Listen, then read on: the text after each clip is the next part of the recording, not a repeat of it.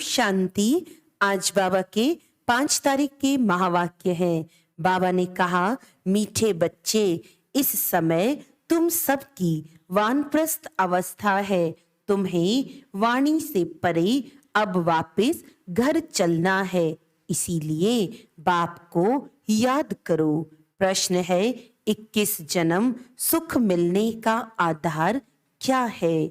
उत्तर है 63 जन्मों की भक्ति। जिन्होंने पहले पहले सतो प्रधान भक्ति की है, अर्थात जो पुराने अनेक जन्म के भक्त हैं, वही अब ज्ञान लेते हैं। उन्हें ही 21 जन्मों का सुख प्राप्त होता है। अभी तुम्हारा भक्ति का पाठ पूरा हुआ।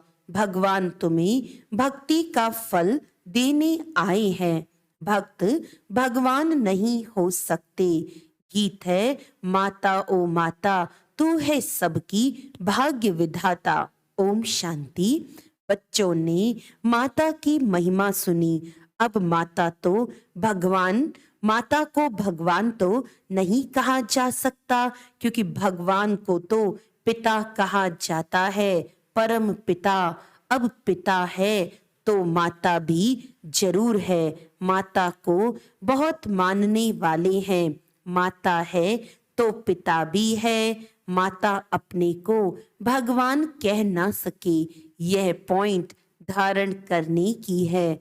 जगत अम्बा की कितनी महिमा है। ऐसे नहीं कहेंगे कि भगवान व बाप सर्वव्यापी है। नहीं, जब माता पिता कहा जाता है तो बच्चे भी हैं। अगर सर्वव्यापी है फिर तो सब भगवान हैं, फिर तो भगवती भी हो नहीं सकती। सर्वव्यापी के ज्ञान में भगवती तो रही नहीं। सभी भगवान हैं तो आत्मा ही पिता हो गई, माता तो रही नहीं। यह बड़ी अच्छी समझाने की बात है। तुम जानते हो, कोई भी आत्मा अपने को भगवान कह नहीं सकती। भक्त कहे हम भगवान हैं, तो फिर माता सिद्ध हो नहीं सकती। और फिर भक्त तो पुनर्जन्म लेते हैं, भगवान तो पुनर्जन्म ले नहीं सकता। ऐसे तो नहीं, भगवान को अपना शरीर है। तो इस सर्वव्यापी की बात पर अच्छी रीति समझाना है। भक्तों के लिए भगवान चाहिए ना। अनेक भक्त हैं, ब्रदर्स और सिस्टर्स सभी भक्त हैं। आत्मा कहती है, इस समय मैं भक्ति कल्ट में हूँ। फिर आत्मा कहेगी, अब मुझे बाप मिला है तो मैं ज्ञान में हूँ। आत्मा ही ज्ञान सुनती है। भक्त तो पुनर्जन्म लेते हैं, भगवान तो पुनर्जन्म ले नहीं सकते। यह इनका शरीर नहीं है, यह तो सभी जानते हैं। 5 तत्वों का शरीर लेकर भगवान को जन्म नहीं लेना है। वह तो पर काया प्रवेश करते हैं। ये ब्रह्मा विष्णु शंकर भी सूक्ष्म वतन वासी हैं। तो हर एक बात अच्छी रीति बुद्धि में बिठानी है। आत्मा कहती है, मैं एक पुराना शरीर छोड़ दूसरे में प्रवेश करती हूँ। पुराना शरीर छोटा है, वह बड़ा है। एक छोड़ दूसरा लेती हूँ। यहाँ तो अचानक भी छोटे व बड़े का शरीर छूट जाता है, परंतु वहाँ तो पूरी आयु होने पर समझते हैं अब पुराना शरीर छोड़ नया लेना है। तो ये ज्ञान आत्मा में है ना।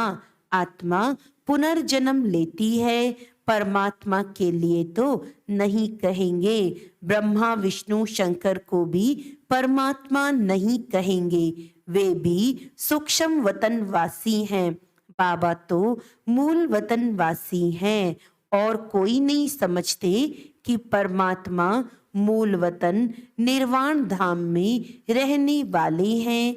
निर्वाण धाम अर्थात वह वाणी से परे धाम है, इसीलिए वानप्रस्थ नाम पड़ा है। वाणी से परे अवस्था में जाने के लिए 60 वर्ष की उम्र के बाद जब बूढ़े होते हैं तो वानप्रस्थ लेते हैं। यहाँ तो तुम छोटे बड़े सब समझते हो कि हम वानप्रस्थी हैं। आत्मा कहती है मुझे वाणी से परे स्थान में जाना है। आत्मा को मेल कहा जाता है। जब शरीर में आती है तब आत्मा कहती है इस समय मुझे मेल अथवा फीमेल का तन मिला है, तो आत्मा को अब वानप्रस्थ में जाने का पुरुषार्थ करना है। आत्मा को मेल कहा जाता है। माताएं कभी वानप्रस्थ नहीं लेती, परंतु यहाँ बाप समझाते हैं आत्मा तो मेल है। तुम सभी आत्माओं की वानप्रस्थ अवस्था है। अब सबको वापस जाना है। मैं तुम सबको वापस ले जाने के लिए आया हूँ। इसीलिए अब मुझे याद करो तो मेरे धाम में आ जाएंगे। यह कोई मनुष्य कह ना सके, सुप्रीम रूह बाप ही कहते हैं। सन्यासी उदासी ऐसे बच्चे बच्चे कह बात कर नहीं सकेंगे। बाप का ज्ञान किसमें है नहीं। पूछो भगवान कहाँ है तो कहेंगे सर्वव्यापी है। गोया भगवान का ज्ञान कोई में है नहीं। इसीलिए भक्ति करते हैं भगवान से मिलने के लिए, परंतु कैसे और कब मिलेंगे ये किसको पता नहीं है। बाप कहते हैं कोटों में कोई मुझे पहचानते हैं। मनुष्य तो सरसों मिसल अथाह हैं। इनमें कोई जो सिकीलदे हैं वही आकर मुझे पहचानेंगे और बाप से अपना वर्षा लेंगे। मुझे तुम समझा सकते हो कि इस समय सभी भक्त हैं, चाहते हैं कि हम भगवान से भक्ति का फल लेवें। अगर तुम सब भगवान हो तो फिर भक्त तो कोई हो ना सके। अगर तुम भगवान हो तो बाकी तुमको क्या चाहिए। भक्तों को फिर मिलना है भगवान से। अपने को भगवान कहना यह तो एक इंसल्ट है। इससे बड़ी इंसल्ट कोई होती नहीं। अल्लाह से तो हम बहिश्त का वर्षा लेना चाहते हैं। तुम कहते हो हम अल्लाह हैं। अब तुम ही जज करो। तुमको कोई कहे हम अल्लाह हैं, ये कैसे हो सकता। अल्लाह तो सबसे बड़ा है। यह बहुत समझने की बातें हैं। कभी भी कोई अपने को अल्लाह व भगवान कह ना सके। बाप सबका एक होगा ऐसे बहुत कहते हैं। परमात्मा सर्वव्यापी है। अरे तुम भगवान हो, हम तो नहीं मानते। हम तो भक्त हैं, आशिक हैं उस माशूक के। एक परमात्मा को ही पतित पावन कहा जाता है। तुम समझा सकते हो कि तुम्हारे बड़े तो कहते रहे रचयिता और रचना बेअंत है। तुम फिर अपने को रचयिता कैसे कहते हो। बीज बेअंत हो नहीं सकता। झाड़ को बेअंत कहते हैं। इतने पत्ते आदि गिन नहीं सकते। एक बीज से कितनी टाल टालियां पत्ते आदि निकलते हैं। तुम हो चैतन्य, बोलते चालते हो। सबसे बड़ी महिमा मनुष्य की होती है। बाप कहते हैं मैं आकर बच्चों को सारे ड्रामा का राज समझाता हूँ। यह बना बनाया ड्रामा है ना, ड्रामा के ऊपर चलते रहना है। तुम बाप के बच्चे स्वदर्शन चक्रधारी बनते हो परमपिता परमात्मा द्वारा, क्योंकि वह भी स्वदर्शन चक्रधारी है। तुम आत्माओं को बैठ आप समान बनाते हैं। तुम सृष्टि के आदि मध्य अंत को जानते हो। तुम नई दुनिया के लिए, नए धर्म की स्थापना के लिए नई बातें सुनते हो। परमपिता परमात्मा से, जो सृष्टि को भी पावन बनाते हैं, तुमको भी नया बनाते हैं। नई सृष्टि में फिर नया जमाना स्वर्ग का होगा। अभी तो नरक का जमाना है, तुम नरक के जमाने में हो। अभी परमपिता परमात्मा ही आकर तुमको स्वदर्शन चक्रधारी बनाते हैं। यह हरेक बातें नई है, धारण करने लायक है, परंतु धारणा सभी को नहीं होती। धारणा होने से खुशी का नशा रहता है। गृहस्थ व्यवहार में रहते इसी नशे में रहना है। स्त्री अथवा पुरुष हरेक को स्वदर्शन चक्रधारी यहाँ ही बनना है। बाकी भुजाएं तो हरेक को दो ही हैं। मनुष्य जो 84 जन्म लेते हैं, उनको 4 भुजाएं तो हो नहीं सकती। तुम ऐसे कभी नहीं सुनेंगे कि शंकर को 100 या 1000 भुजाएं हैं। ब्रह्मा को भुजाएं दिखाई हैं। 4 भुजा वाले ब्रह्मा के पास गया, 1000 वाले के पास गया। ब्रह्मा की संतान वृद्धि को पाते रहते हैं, तो कितनी भुजाएं हो जाएंगी। प्रजापिता है ना, सृष्टि रची जाती है तो बरोबर बाहें हैं। बाकी मनुष्य कोई 4-6 भुजा वाले होते नहीं हैं। सूक्ष्म वतन में तो कुछ है नहीं। यह सब बाप बैठ समझाते हैं। कहते हैं इसने यानी दादा ने भी बहुत शास्त्र पढ़े, गुरु किए हैं। वह है भक्ति मार्ग। तुम्हारा भक्ति का पाठ पूरा हुआ। तुम ऑलराउंडर हो। शुरू से लेकर तुमने सबसे जास्ती भक्ति की है। भक्त तो इस समय बहुत है, तुम तो थोड़े बच्चे हो। बाबा कहते हैं मैं तुमको साक्षात्कार कराता हूँ। कई भक्त याद करते हैं, उनको भी साक्षात्कार कराता हूँ। तुमने ही सतो प्रधान भक्ति की है, तो जरूर तुमने ही जास्ती जन्म लिए हैं। 63 जन्म तुमने भक्ति की है, उसकी एवज 21 जन्म तुमको सुख मिलता है। कितनी समझने की बातें हैं। इसीलिए नए जो आते हैं उनसे फॉर्म भराया जाता है। फॉर्म बड़ा अच्छा है। तुम्हारा गुरु कौन? गुरु किया तो जरूर भक्त ठहराना। तुम ही भगवान हो तो गुरु क्यों किया? भगवान को गुरु कैसे बनाएगा? भक्त भगवान से मिलने लिए गुरु करेंगे। तुम भगवान खुद ही हो, बाकी गुरु से क्या बनेंगे? बड़ा युक्ति से रमजबाजी से समझाना है। रोज नई नई बातें समझाते हैं। मल्ल युद्ध में बड़ा युक्ति से लड़ते हैं। कहाँ से फलाने को अंगूरी लगाऊं, तीर मारूं। मनुष्यों ने आदि देव ब्रह्मा को महावीर कह मुंझा दिया है।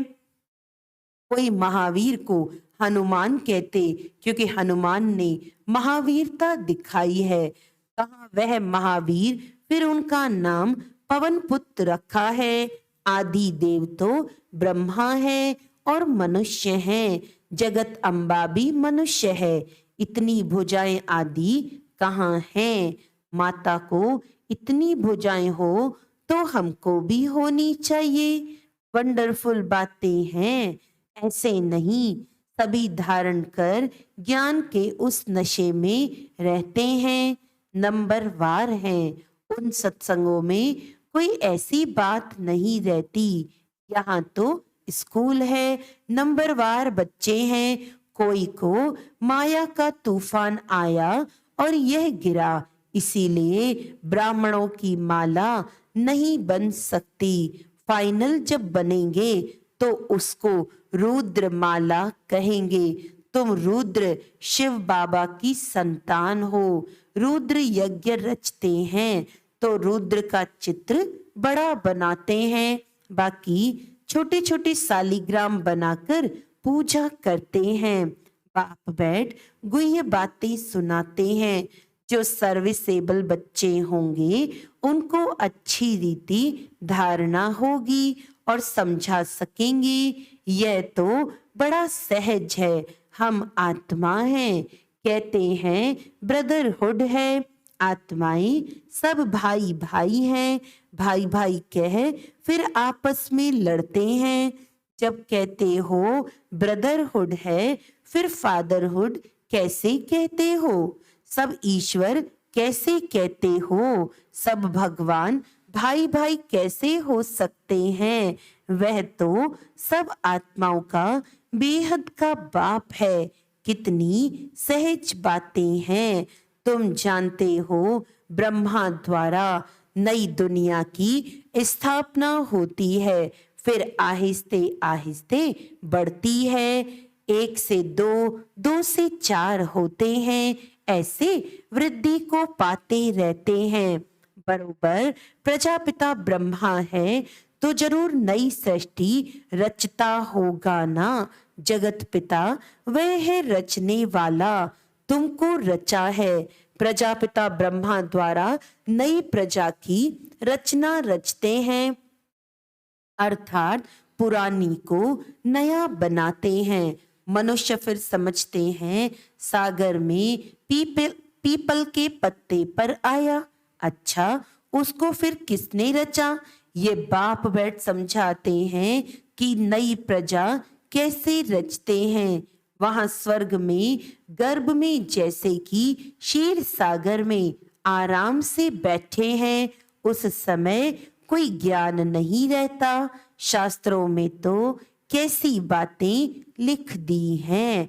प्रलय भी बड़ी और छोटी दिखाते हैं। वह कहते हैं प्रलय होती है, बाप कहते हैं प्रलय कभी होती नहीं। मैं आता हूँ ब्रह्मा द्वारा भारत को पतित से पावन बनाने।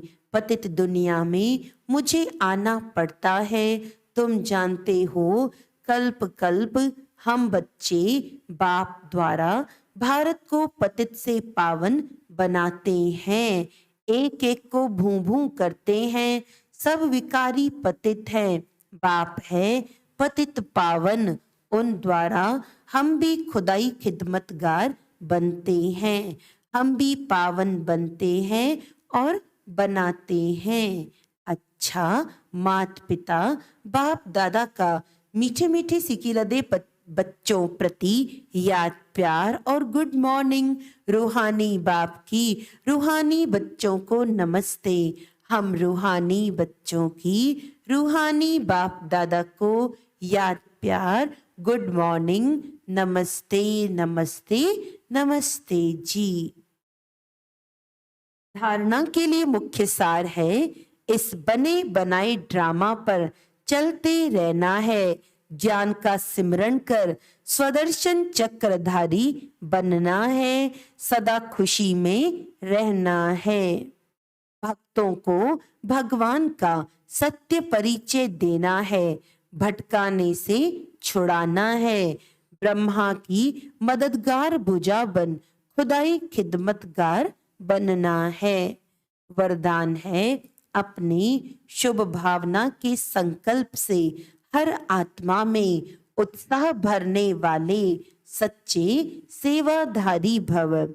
आप बच्चों की शुभ भावना है कि हरेक आत्मा बाप से प्राप्ति की अंजलि ले लेवे।